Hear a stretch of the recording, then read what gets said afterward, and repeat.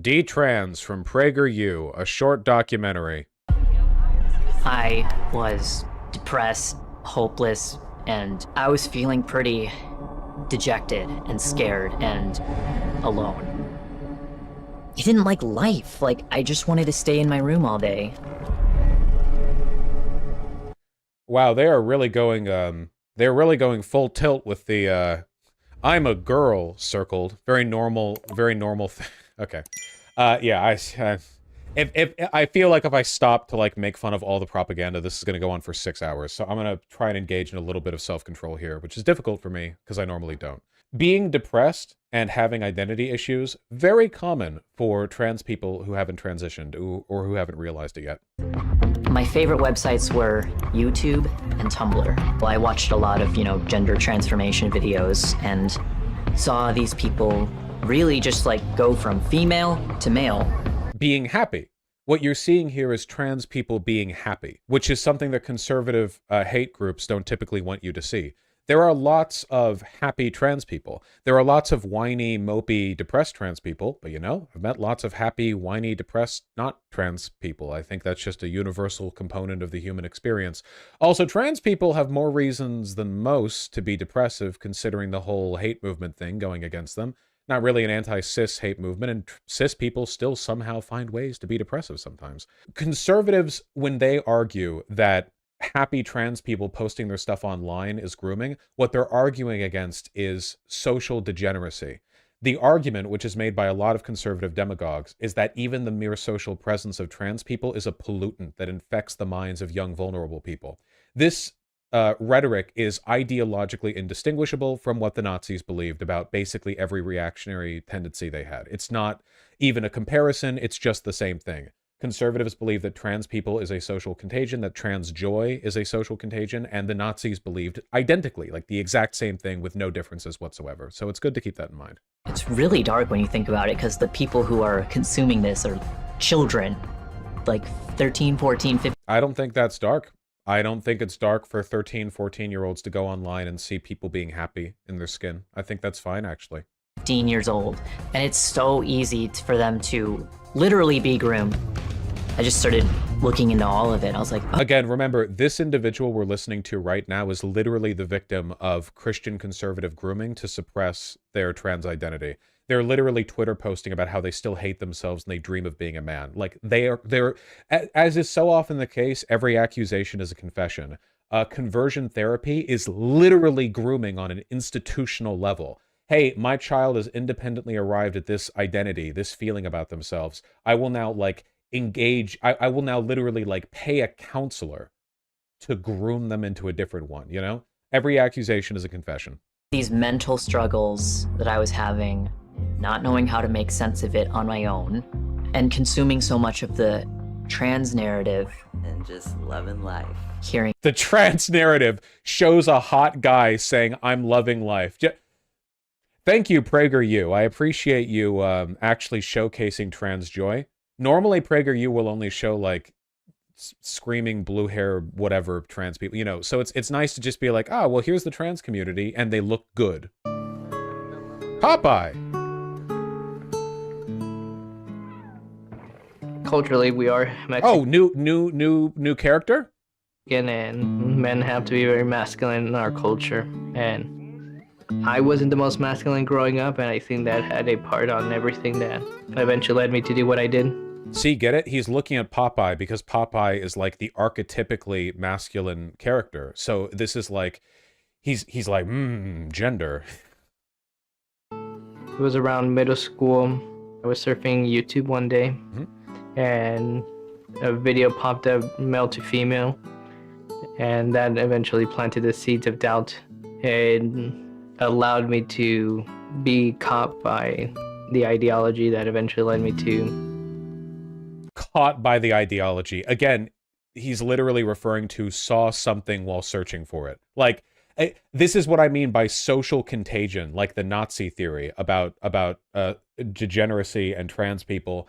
The like, by even knowing something. Okay, listen, I'm just gonna say this, dog. If even knowing trans people exists is enough to make you want to be trans, that's on you. I'm really sorry, dude. I know trans people exist and I'm not trans. The idea, like, it would be one thing if they were like, okay, I'm going to be like really fucking charitable to fascists for a second, okay? I'm going to say this, all right? This happens to literally all ideologies, so this is not specific to trans people.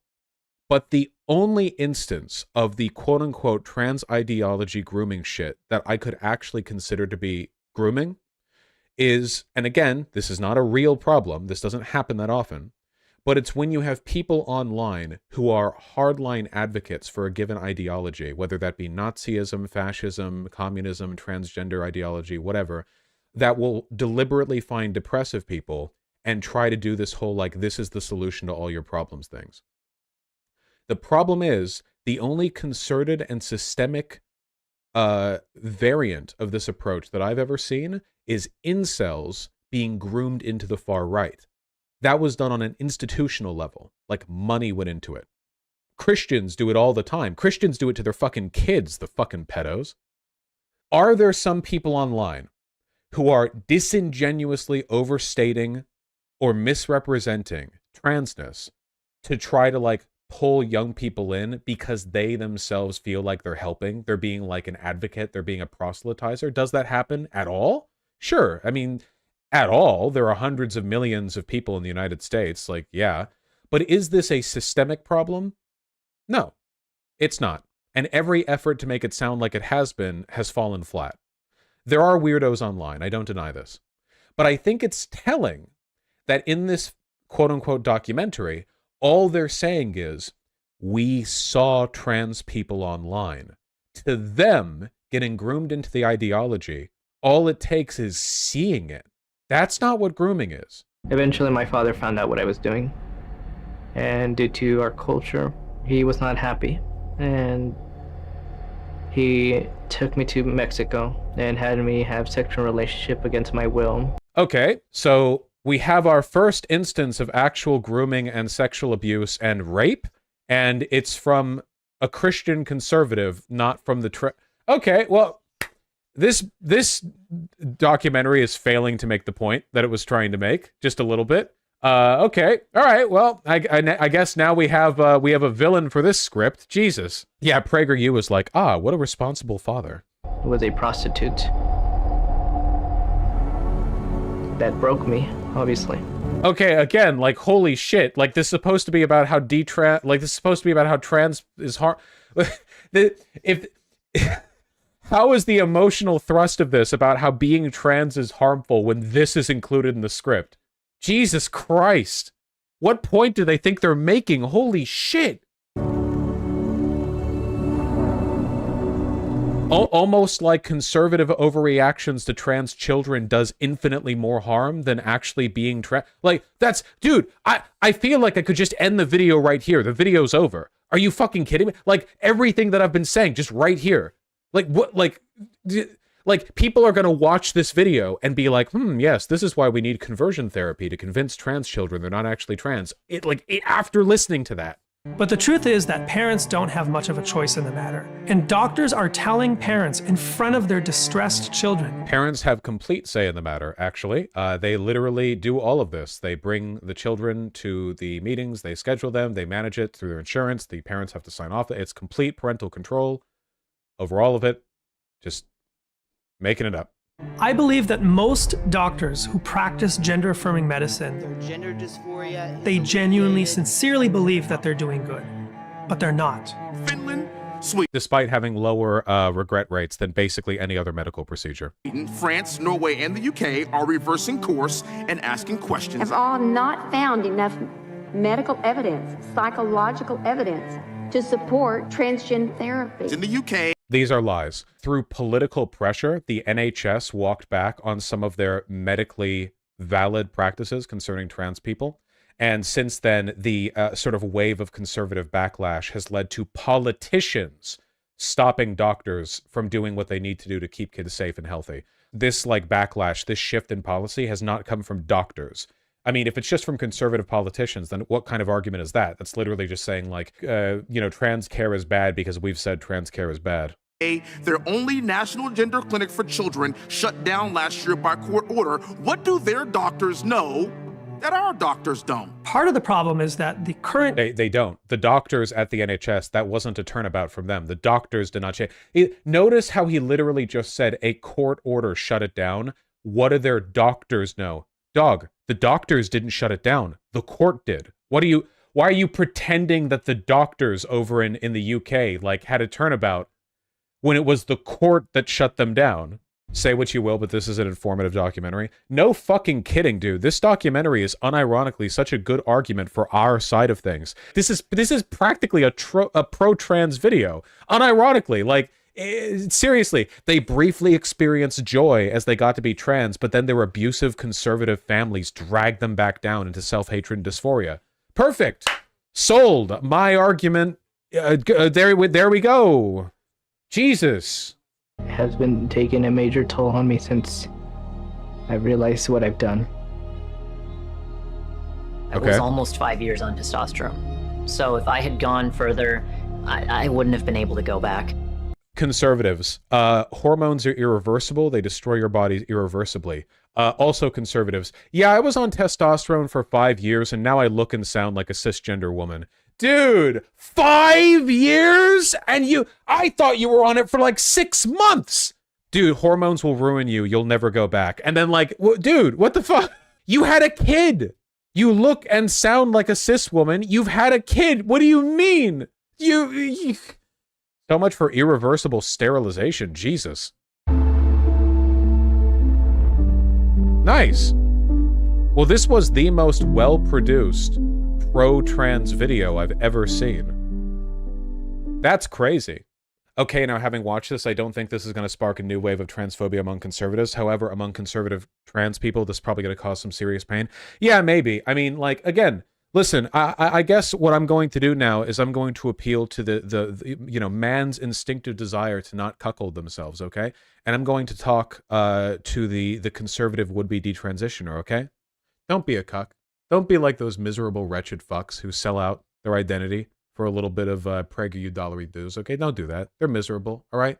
Don't, these people, you have a fleeting grasp at happiness, and then you see, oh, I still feel dysphoric. You know, it's a complicated issue. Maybe it takes some time. But man, like, these people, they are so transparently miserable. They're so unhappy. And I think that's just because a lot of them just never shook the self-hatred. Tempest earlier said that the main subject of this documentary, the one who still hates themselves, apparently would do like trans boy transition update videos with audio from Jordan Peterson lectures overlaid. And I have to say, you were already fucked if that's what you're on about. Literally doing T-boy updates on overlaid with Jordan Peterson audio, you're fucking done. It's already fucking done. So Jesus Christ. I guess so. The reminders here, the final takeaways for this video are: every accusation is a confession from conservatives. The real groomers in this video are the conservative parents who fucked over both of their trans children in this instance, one of them literally with corrective rape, something which just happened and then was not commented upon by the video because PragerU and people who like PragerU like corrective rape. They probably thought the dad made a good decision there. Oh, and the final takeaway is that this video is Nazi shit. The social contagion argument against trans people is and always has been just transparent Nazi ideology. It's not just regular conservatism. It's the idea that the mere existence of a minority group spreads a social disease that grooms and predates on young people. That is, again, when I say Nazi shit, I don't mean that's like the Nazis. I mean you could take papers the Nazis wrote on homosexuals, translate it from German to English, and then replace homosexual with transgender, and it would just be the same things they say today with minimal changes to syntax or grammar or whatever. Nazis also hated trans people? Yes, they also did. Yes, same with trans people. Same with trans people. And conservatives did the same thing with homosexuals back in the 80s. And they'll do it again today. They will do it again today. 100% they will. The conservatives have been wanting to repeal the legality of gay marriage for a long time. They've been making the same arguments about gay people being innately groomers. They never stopped doing it. They just quieted down a bit when it became less socially acceptable. They would do the exact same thing.